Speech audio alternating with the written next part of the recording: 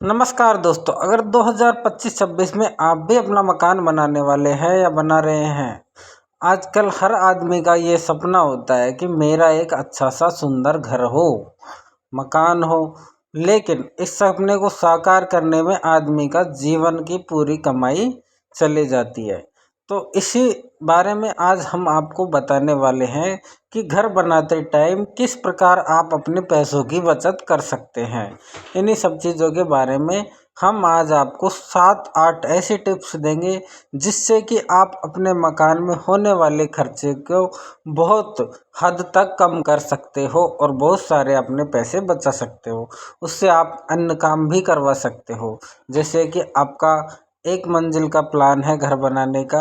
यह तो मैं नहीं कहूँगा कि एक मंजिल, मेरे हिसाब से आप घर का एरिया छोटा ले लो, लेकिन घर को 2 फ्लोर का बनवाएं, जिससे क्या है कि आपकी बहुत सारी बचत होने वाली है। आगे इसी बारे में हम वीडियो में देखने वाले हैं। तो चैनल पर नए हो तो चैनल को सब्सक्राइब कर दो, वीडियो को लाइक कर दो और कमेंट करके बताना यह वीडियो आप कहाँ से देख रहे हो। आइए दोस्तों, वीडियो को चालू करते हैं। लेकिन वीडियो चालू करने से पहले मैं आपको एक खुशखबरी दे दूं कि जीएसटी की नई रेटें आ चुकी हैं, जिसमें सीमेंट पर भी जीएसटी बहुत ही कम हो चुकी है। यानी कि पहले 28% लगती थी जीएसटी सीमेंट की बैग्स पर, लेकिन अब उस पर 18% ही रह गई है। और साथ ही साथ स्टील पे भी जीएसटी की नई रेटें अभी 22 सितंबर से शायद लागू हो जाएंगी और हमारा स्टील भी सस्ता हो जाएगा, जिससे कि आपके घर बनाने में बहुत ही ज़्यादा मदद मिलने वाली है। इन रेटों से क्या है कि हमारे मकान में लगने वाले जो कीमतें हैं उनमें कम से कम हमें 10% का फ़ायदा हो जाएगा नई जीएसटी रेटों से। अब आ जाइए दोस्तों, हमें मकान बनाने की स्टार्टिंग करते टाइम किन किन बातों का ध्यान रखें जिससे कि हमारे पैसे की बचत हो और मकान में कम से कम पैसा लगे और काम भी हमारा अच्छा हो। तो सबसे पहले दोस्तों, हमें मकान का काम चालू करने से पहले हमें एक आर्किटेक्ट को पकड़ना है और उससे अच्छी मकान का ड्राइंग लेनी है, यानी कि नक्शा बनवाना है। जैसा हमें घर चाहिए उसको उस प्रकार से बता के, भाई हमें 2 रूम चाहिए, 3 रूम चाहिए, लेट बाथ चाहिए, यहाँ जीना चाहिए, उस प्रकार से जितना बड़ा आपको मकान चाहिए उस हिसाब से आर्किटेक्ट को बता देना है और एक सुंदर सा छोटा सा नक्शा बनवाना है 2 मंजिल का। 1 मंजिल मकान का नक्शा बिल्कुल नहीं बनवाएं, चाहे मकान का एरिया नीचे से थोड़ा छोटा कर ले, लेकिन 2 मंजिल मकान का एरिया बनवाएं, जिससे क्या है कि हमारा जो नींव में लगने वाला खर्चा है उसके बचत होगी और हमारा एरिया भी डबल हो जाएगा। इस प्रकार हम मकान में कम से कम 1-1.5 लाख रुपए की सीधी बचत कर सकते हैं। और क्या है कि 2 मंजिल का जो मकान का एलिवेशन होता है वो सुंदर भी लगता है, उसमें हम अच्छी अच्छी डिजाइनिंग दे सकते हैं और हमारा जो नींव में 1 से 1.5 लाख रुपए का जो खर्चा आता है वो भी हमें नहीं करना पड़ेगा। जैसा कि एग्जाम्पल के लिए मान लें कि हमें 2000 फीट स्क्वायर फीट एरिया का घर चाहिए, लेकिन हमने क्या किया कि एक अच्छा इंजीनियर हायर करके हमने 1000 फीट एरिया को ही डबल मंजिल का एक बहुत सुंदर नक्शा बनवा लिया है। तो उसमें क्या है कि जो हमारा नीचे डीपीसी तक जो खर्चा लगेगा उसमें हमारा ऊपर की मंजिल का लेंटर तक तैयार हो जाएगा, लेंटर गिर के। अब दोस्तों, नक्शा बनवाने के बाद हमें एक अच्छा ठेकेदार हायर करना है, जो कि हमें ट्राई करके हायर करना है आसपास के एरिया में। अगर उसने 2-3-4 मकान बनवाए हैं तो जिसने भी उससे पहले काम करवाया उससे पहले पूछना है कि कैसा ठेकेदार है, कैसा काम करता है, फिर रेट के बारे में ट्राई करना है। यानी कि जिस भी ठेकेदार को काम दे, अच्छे ठेकेदार को काम दे, लापरवाह ठेकेदार को काम ना दे, चाहे 2 रुपया महंगा काम हो जाए, लेकिन लापरवाह ठेकेदार को बिल्कुल भी काम ना दे।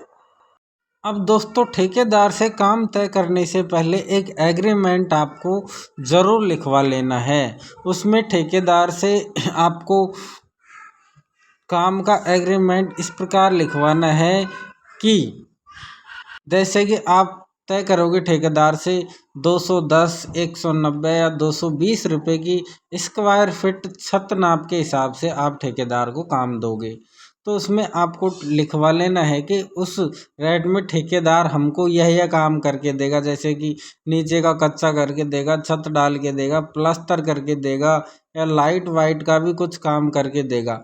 इन सभी चीज़ों को एक स्टाम्प पेपर में लिखवा लेना है, लिखावट करवा लेनी है प्रॉपर ठेकेदार से, जिससे कि आपको बाद में दिक्कत ना आए।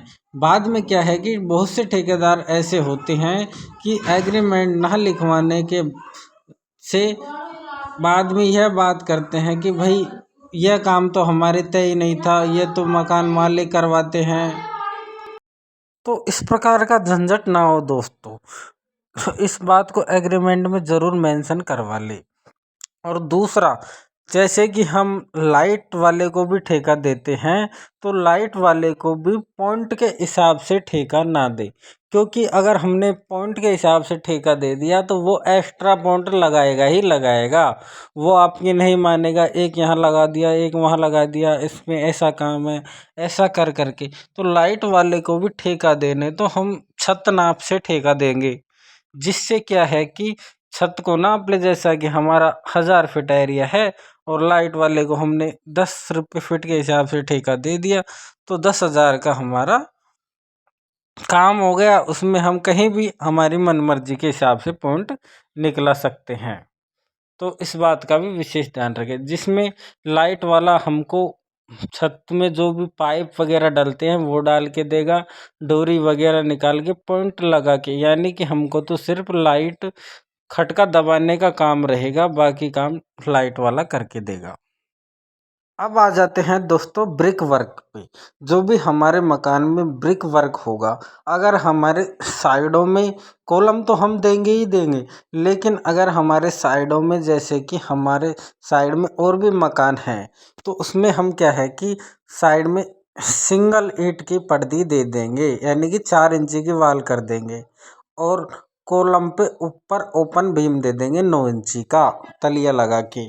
4 इंची की दीवार हो गई, 4 इंची का तलिया लगा के ऊपर हम भीम डाल देंगे, जिससे क्या है कि हमारा मजबूती भी होगी और हमारे ब्रिक ईंट की बचत होगी। और ठेकेदार को तो हम ठेके में दे रहे हैं, लेकिन हमारा मसाला भी बचेगा, और ईंट भी 4 रुपए की एक आती है, 4-5 रुपए की एक ईंट आती है 1 नंबर, तो उसकी भी हमें बहुत बचत होगी। और अगर कोई मकान साइड में नहीं है तो हम उसमें 9 इंची की दीवार लगाएंगे, जिससे कि मजबूती का भी ध्यान रहेगा। और बीच में जितने भी हमारी दीवार होंगी उनमें हम सिर्फ 4 इंची की ही दीवार देंगे, बाकी ऊपर 4 इंची का फंटा लगा के हम 9 इंची भीम बना देंगे, जिससे क्या है कि मजबूती भी हमारी छत की पूरी होगी और हमारे ईंटों में भी बहुत सारी बचत हो जाएगी। ऐसे इसमें भी हमारे कम से कम 50 से 60 हज़ार रुपये बचेंगे।